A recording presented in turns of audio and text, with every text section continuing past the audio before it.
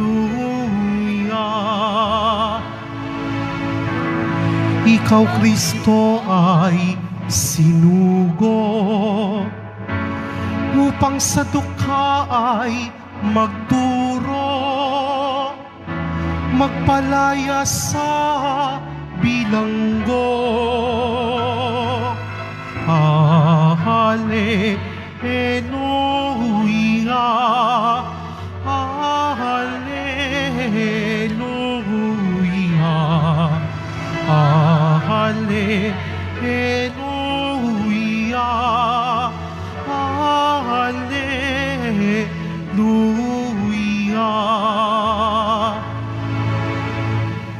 Sumainyo ang Panginoon. At sumaiyo rin. Ang mabuting balita ng Panginoon ayon kay San Lucas. Papuri sa iyo, Panginoon.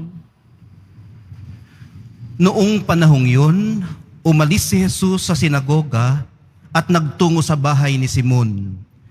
Mataas noon ang lagnat ng biyanan ni Simon. Kaya't ipinamanhik nila kay Jesus na pagalingin siya. Tumayo si Jesus sa tabi ng higaan ng babae at iniutos na maalis ang lagnat. At nawala nga ito. Noon di tumindig ang may sakit at naglingkod sa kanila. Paglubog ng araw, ang lahat ng may sakit, anuman ang karamdaman, ay dinala ng kanilang mga kaibigan kay Jesus. Ipinatong niya ang kanyang mga kamay sa bawat isa sa kanila at pinagaling sila. Nagsilabas sa marami ang mga demonyo, sabay sigaw, "Ikaw ang anak ng Diyos." Ngunit sinaway sila ni Jesus at hindi pinahintulutang magsalita, sapagkat nakikilala nila na siya ang Mesiyas. Nang mag-umaga na, umalis si Jesus at nagpunta sa isang ilang na puok. Hinanap siya ng mga tao at nang matagpuan ay pinakiusapang huwag munang umalis. Subalit sinabi niya, dapat ko ring ipangaral sa ibang bayan ang mabuting balita tungkol sa paghahari ng Diyos, sapagkat iyan ang layunin ng pagkasugo sa akin at nangaral siya sa mga sinagoga sa Judea. Ang mabuting balita ng ating kaligtasan. Pinupuri ka namin, Panginoong Hesukristo. Magsiupo na po tayong lahat. Muli po magandang umaga ng Miyerkules sa inyong lahat. Magandang umaga rin po, Father. Sinasalo po natin ang isa't isa sa ating maluwalhating pag-uwi sa tahanan ng mahal na poong Jesus Nazareno. Saan man kayo nanggaling, malayo man o malapit, ano man ang nagtulak sa inyo para kayo ay muling bumalik dito, tinitipon po natin ang inyong mga pinasasalamatan, ang inyong mga hinihiling bilang iisang petisyon ng iisang sambayan ng Kristiyano na pinagbubuklod ng iisang diwa at pananampalataya kay Kristo. I-share ko lang muna yung mga nakaantig sa aking kalooban habang binabasa po ng Nanay Lektora kanina ang unang pagbasa. Napakaganda ng kanyang pagkakabasa. Alam nyo, noong binabasa ko ito kagabi at tinatype itong aking reflection, hindi ko ito na-realize kanina lamang habang nakikinig. At ito po ay iyong linya ni Apostol Pablo sa kanyang sulat sa mga taga-Kolosas na habang ipinagdarasal namin kayo. Yun ang naalala ko, no? Pero dito pala ang nakasulat tuwing ipinananalangin namin kayo. Ayun ano. So, yun pala ang nagbubuklod sa kanila, pagpapanalanginan sa isa't isa. Sa Ebanghelyo naman, ay yun din, pagpapanalanginan sa forma at anyo ng intercessory prayer. Yung intercessory prayer, ito po yung ginagawa natin kapag linggo, pagkatapos ng homilya, di i-recite natin yung credo, yung sumasampalataya. Pagkatapos noon, panalangin ng bayan. Yun po yung ating communitarian intercessory prayer. Pagpapanalanginan natin sa isa't isa. At itong pagpapanalanginan ng mga kaibigan, kamag-anak at mga kapitbahay ng biyanan ni Simon. Ang pinag-uusapan natin dito ay si Pedro.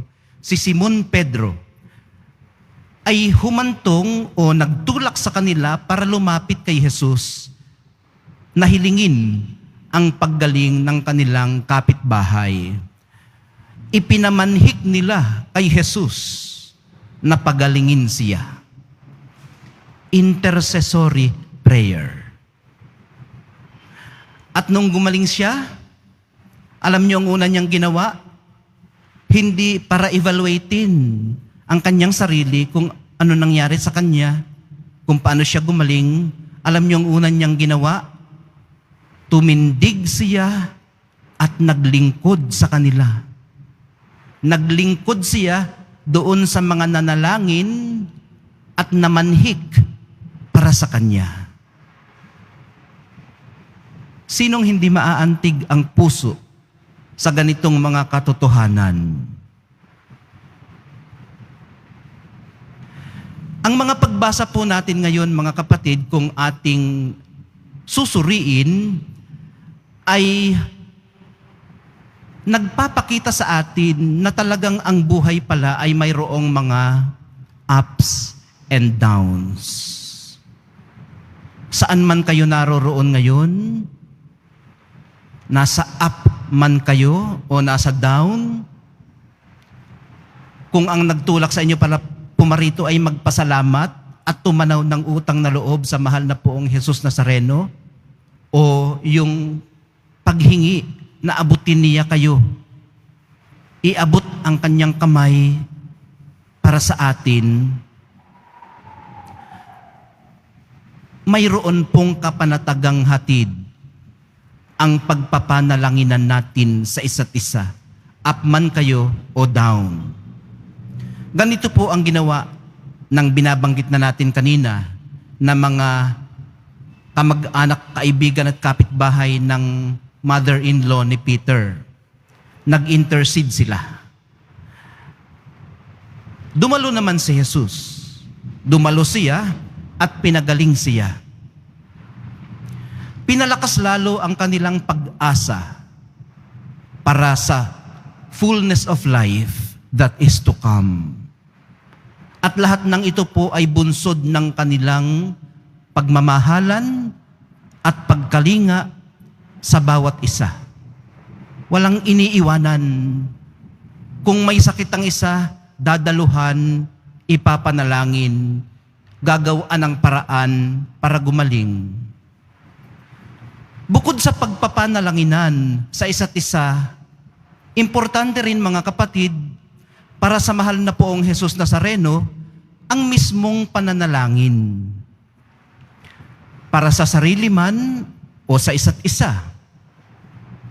Malaking tulong po sa kanya ito para maipagpatuloy ang pagsasakatuparan ng pangarap ng amang katubusan. Kung inyong maalala, umaakyat siya sa mataas na lugar o sa mga burol, nag-i-stay doon ng 40 araw at 40 gabi. Nag-aayuno at nananalangin. Tapos susulong na ulit siya sa kanyang ministeryo. Ito rin ang makatutulong sa atin para makafocus lagi sa kalooban ng Diyos. At ialay ang ating buhay. At i-share din ito sa iba, gaya ng kanyang ginawa. Matulungan nawa tayo ng Espiritong Banal sa lahat ng aspeto ng ating buhay, lalo na kung tayo ay down na down. Makaasa rin nawa tayong hindi tayo nag-iisa sa mga pagkakataong tulad nito. At hindi rin nawa natin malimutan ang mga nag-intercede para sa atin pag okay na tayo. Mahalagang paalala po sa atin ng banal na Eucharistia na pag itinataas ng pari ang katawan ni Kristo, na tumatanggap tayo ng mga pagpapala mula sa Kanya. Lahat ng mabuti, malusog, at masagana. Pag itinataas ng pari ang dugo ni Kristo, mahalaga ring maalala lahat ng isinakripisyo niya para sa ipinagkakaloob niyang biyaya. Ang buhay na inialay, ang katawang nabayubay, ang dugong itinigis. Hindi po laway lamang ang pinuhunan para sa tinatamasa nating paghilom at kagalingan.